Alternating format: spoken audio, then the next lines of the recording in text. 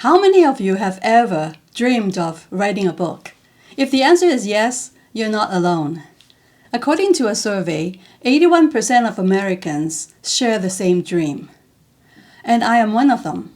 In 2011, at 53 years old, after working in the information technology sector for over 20 years, I felt that this career is no longer satisfying for me. I really want to help people directly and to help them improve their life and live their life potential rather than helping organizations make more profits. Today, I'm going to unpack my journey, writing my book, the process of self-publishing it, the effort to promote it, the profound disappointment that followed, and most importantly, the lessons that I have learned. Welcome to the Fullness of Life. I am Joyce Li. I'm thrilled that you are here with me today. This is the space where we explore how to live an abundant life and cultivate collective well-being by building on the foundations of simple living, radical authenticity, and unwavering resilience. 14 years ago, I was ready to pivot from my corporate career and pursue my passion project in writing a self-help book. My vision was to become an expert in the topic I love, write a book that would change lives, and then travel and give talks, lead workshops, and coaching baby boomers to live out their own passions. I poured myself into this dream. I joined writing groups. I found mentors who kindly walked alongside me and spent 14 months crafting a manuscript with 193 pages consisting of 12 chapters. Now, this was before AI, so every single word was the result of human interaction and heartfelt effort.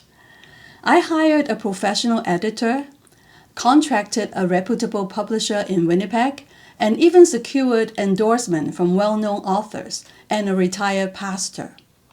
The book, Reimagine Your Retirement, was my heart on the page. It was a guide to help 90 million baby boomers in North America finding purpose and a spirit-filled retirement. When I finally held that book in my hands, with its beautiful cover and inspiring message, I believed I created a legacy. Well, first, I received digital copies of press releases and 25 promotional packages with instructions to email the releases to target channels and contact local bookstores. The list is about this long. And there are TV stations, there are churches and community organizations, and I'm supposed to contact them about the upcoming book launch. Now, with 20 heavy boxes arrived at my doorstep, I stood there with a trembling heart. Self-doubt and disbelief washed over me, and the reality of the situation hit me hard like a ton of bricks. What am I going to do with all these boxes of books? I'm a writer, speaker, or maybe a counselor, but not a marketer or salesman. Well, my first book was sold to my mom. She gladly paid the $16 list price, despite not knowing English.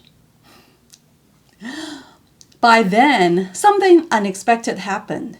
During the initial launch period, the book was shortlisted as a finalist for a Word Guild Award in the nonfiction category.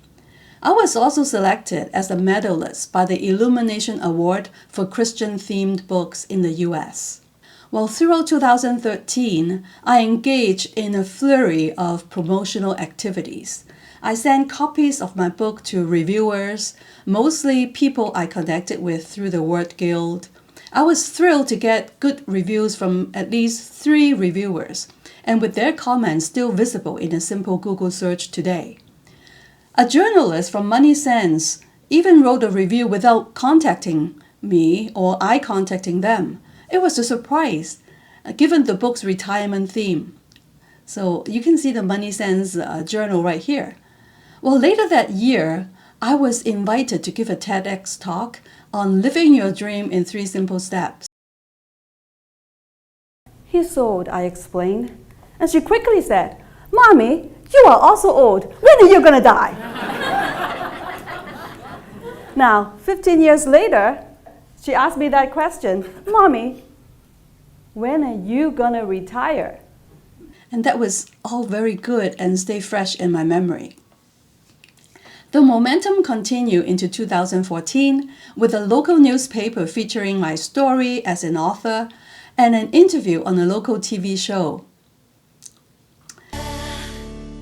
It's time to break through barriers. Please help me welcome author Joyce Li, and she's here. She's written a book called Reimagine Your Retirement. We're going to get some do's and don'ts and spectacular tips. Thank you so much for being here, my dear. So what inspired this book? So I used my strategy, reflect, reimagine, and reinvent. And I guess it's pretty normal, correct? Yes. What are we afraid of mostly? Building on this, I organized a small trial workshop series with 5 friends in their 50s. The goal was to use the book as a step-by-step guide to help each person create a plan for their upcoming reimagined retirement. After 6 workshops, we successfully completed the trial, which served as a prototype for future workshops. We also laughed, cried, and celebrated who we are.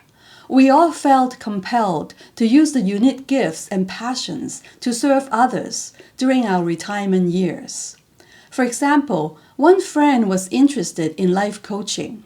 Another wanted to extend her nursing background to help caregivers. And the third wanted to protect stray cats. Well, this experience gave me a solid blueprint for launching the workshops to a bigger audience in churches and community groups across Ontario. The plan was for each participant to use a copy of my book as a guidebook for them to jot down their notes and reflections as they read through the book and answer some questions at the end of each chapter. But despite all my efforts, there was no traction at all. The phone never rang. I never received an invitation to launch this project. I had no illusion of making the New York Times bestseller list.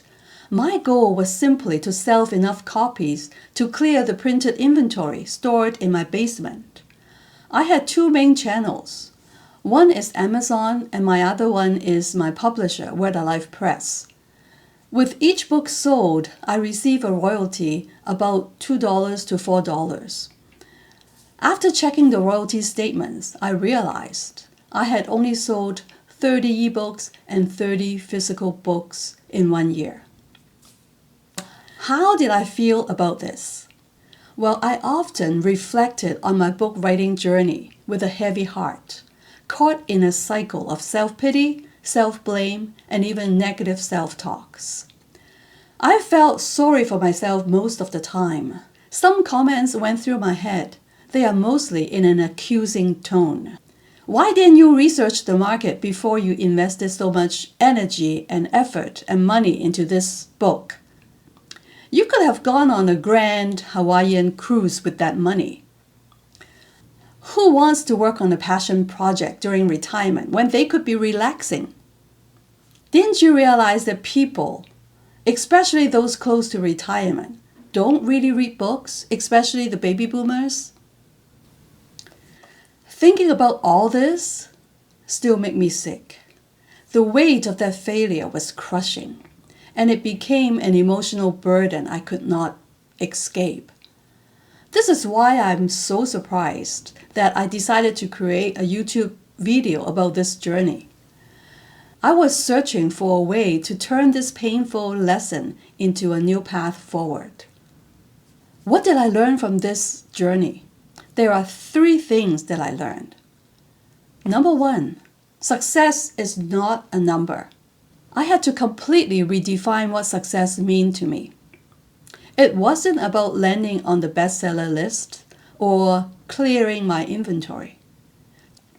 True success was in the courage to create something from scratch.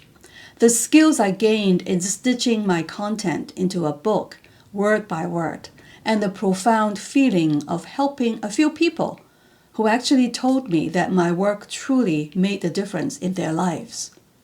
And that is so rewarding, and I call it a success. The second lesson was that finding a new path to my mission. It is amazing. The disappointment didn't stop me. It taught me how to approach my passion differently.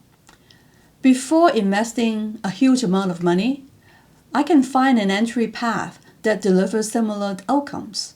I can apply the skills learned from book writing to continue creating content. I can apply the same skill at my work, doing a presentation. I can experiment with different formats.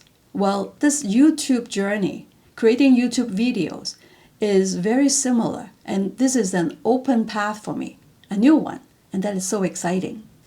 The third lesson I learned is about resilience and growth. I continue to learn and grow. This experience was not an ending. It is a new chapter in my journey of personal growth. It taught me the true meaning of resilience and reinforced my commitment to radical authenticity. I've learned that theories and knowledge in my head won't heal us. We must embody our painful experiences and share our learning by being real. Now I can use this story of struggle and growth to connect with an audience in a way that I couldn't have done it before. Likewise, your journey isn't defined by one single outcome. It's shaped by every stumble and lesson along the way. I encourage you to embrace your unsuccessful ventures, not as failures, but as powerful learning opportunities. It would be my honor to hear your story of setbacks and the courage you found to confront them. Please share your experiences in the comments below. By sharing, you help us build a community of collective well-being. It starts with you and me